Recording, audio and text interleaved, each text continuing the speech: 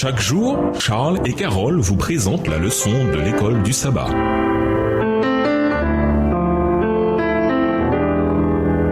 Bienvenue à votre émission Dieu nous parle. Voilà la leçon de mardi, fermement résolu. Lisons Daniel 1, les versets 7 à 20. Nous voyons ici deux facteurs à l'œuvre, le libre arbitre de Daniel et l'intervention de Dieu. Quel principe important existe également ici? Daniel 1, les versets 7 à 20. Le chef des eunuques leur donna des noms à Daniel, celui de Belchazzar, à Anania, celui de Shadrach, à Michaël, celui de Meshach, et Azaria, celui d'Abednego. Daniel résolut de ne pas se souiller par les mets du roi et par le vin dont le roi buvait. Et il pria le chef des eunuques de ne pas l'obliger à se souiller. Dieu fit trouver à Daniel faveur et grâce devant le chef des eunuques.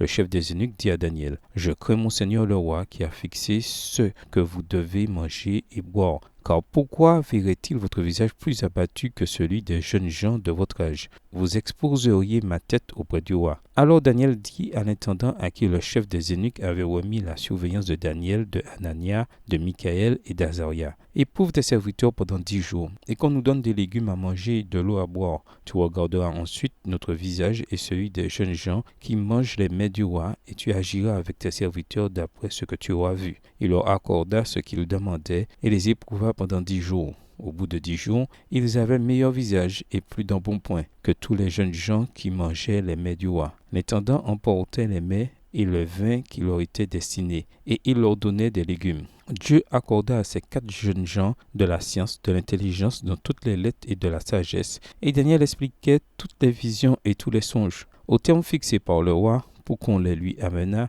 le chef des eunuques les présenta à Nebuchadnezzar. Le roi s'entretint avec eux, et parmi tous ces jeunes gens, il ne s'en trouva aucun comme Daniel, Anania, Michaël et Azaria. Ils furent donc admis au service du roi. Sur tous les objets qui réclamaient de la sagesse et de l'intelligence, et sur lesquels le roi les interrogeait, il les trouvait 10 fois supérieurs à tous les magiciens et astrologues qui étaient dans tout son royaume. Il semble que les 4 captifs hébreux ne fassent pas d'objection à leur nom babylonien. Selon toute vraisemblance, ils ne peuvent rien y faire, à part utiliser leur prénom hébreu entre eux. Mais concernant la nourriture et le vin de la table du roi, c'est certainement en leur pouvoir de les consommer ou non. Ainsi, le libre arbitre des 4 hommes est très important ici. Cependant, si un officier peut changer leur nom, il peut également changer le menu. Il y a 2 raisons probables au refus des 4 de manger des mets de la table du roi. D'abord, les plats de la table du roi peuvent comporter des viandes impures. Lévitique 11. Deuxième chose, la nourriture est d'abord offerte en repas à l'image du Dieu, puis envoyée au roi pour sa consommation.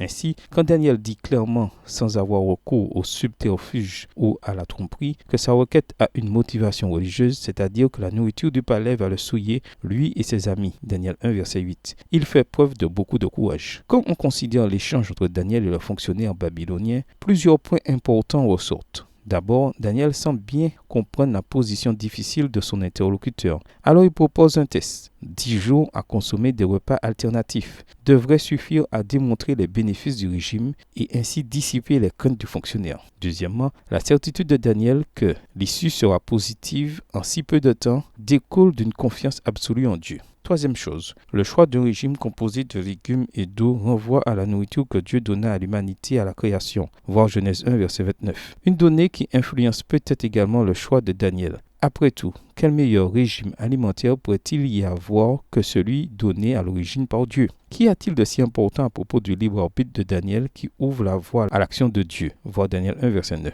Quelle leçon peut-on tirer de cela sur l'importance de nos choix? De quelle manière notre confiance en Dieu devrait-il affecter nos choix? Au revoir et à demain si Dieu veut. Dieu nous parle. Chaque jour, Charles et Carole vous présentent la leçon de l'école du sabbat.